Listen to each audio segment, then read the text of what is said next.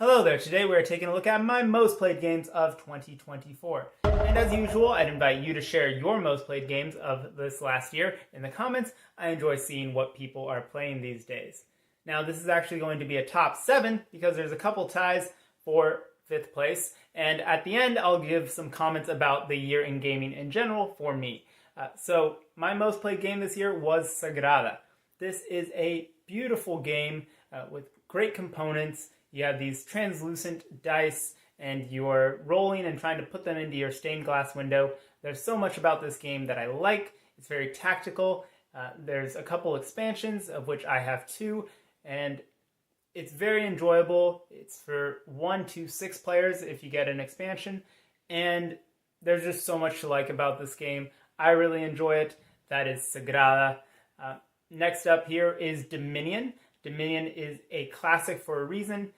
There are some people that have kind of cooled on it. I still think it's fantastic. There are a bajillion and 1 expansions. I don't recommend getting all of them. I recommend just kind of picking and choosing 1 or 2 that call out to you. As for myself, I have Dark Ages and Nocturne, and I think those blend very well together. Just a solid deck building game that has a bit more theme, I think, than people let onto. But I enjoy it still. That is Dominion. My 3rd most played game is Race for the Galaxy. I enjoy sci-fi stuff, and Race for the Galaxy is pretty generic sci-fi stuff, and it's a great game. I do have an expansion, the Xeno one. I actually haven't played with that yet because I've still been enjoying the base game, so maybe that's a reason to not jump on all the expansions right away, because I've still just been enjoying the base game and figuring that out. So I have the expansion in there. I'll probably try it eventually, but right now I've just been enjoying the base game. It's good. It has a lot of icons, which some people struggle with.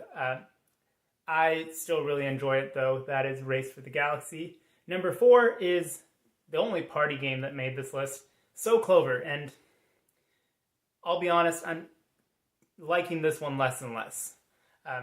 One of the board game groups I go to likes to play this as an opener, and I'm sorry if any of you are watching this, but I'm getting kind of sick of it because it's taking almost an hour or 40 minutes to get through a game, and that just shouldn't happen. This game definitely needs a timer.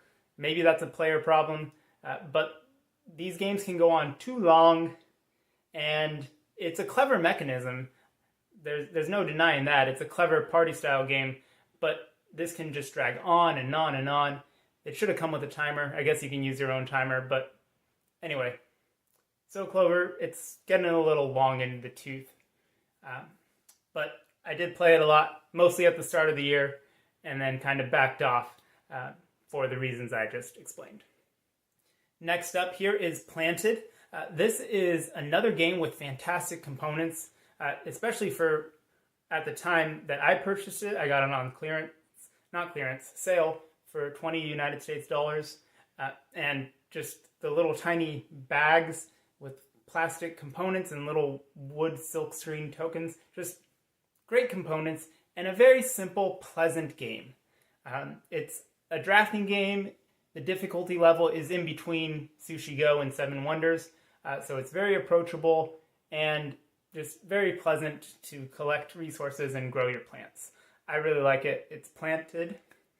And number 6 here, we have the Princess Bride adventure book game. This is from a series of games. They did The Wizard of Oz. They've done Lord of the Rings. And this one I enjoyed. It got a lot of plays because we played through the whole campaign, basically, in a couple sittings.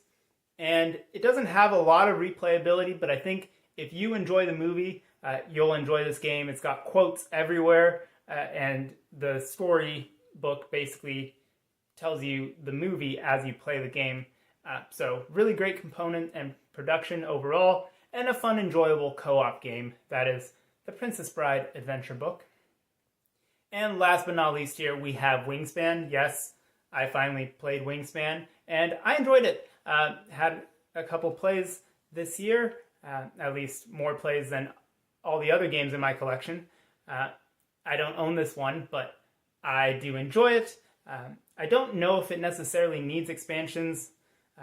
I find that the Nectar one, I think it's Asia or Oceania. The one that adds the nectar, I think the nectar is too overpowered. It simplifies things, but I think it gets rid of a lot of the strategy, just having everything be wild, pretty much. So anyway, base game is great. I enjoy Wingspan. It's got really great art with unique cards and birds, right? Very pretty birds. Wingspan. It's a good game, right?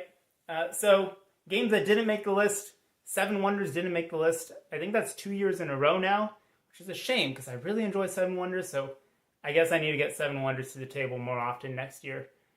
Overall, my goal this year was to play a higher percentage of my collection than last year.